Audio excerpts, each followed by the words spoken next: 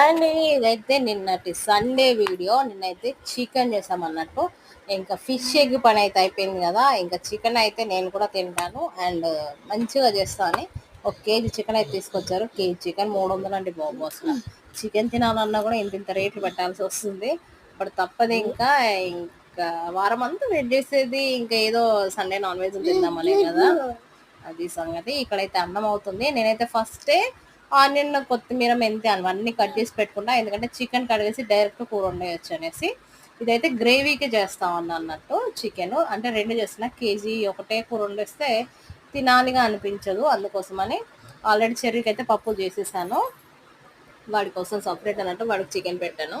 అందుకోసమని వాడికి ఫీవర్ వచ్చింది కదా, అందుకని చికెన్ అయితే ఇది గ్రేవీకి, పక్కన అయితే ఫ్రై కోసం పెట్టేసిన. అది కూడా చూపిస్తా. అయితే వీడియో అయితే లెంత్ అయిందని ఇంకో వీడియో వస్తుంది. ప్లీజ్ వాచ్ చేసి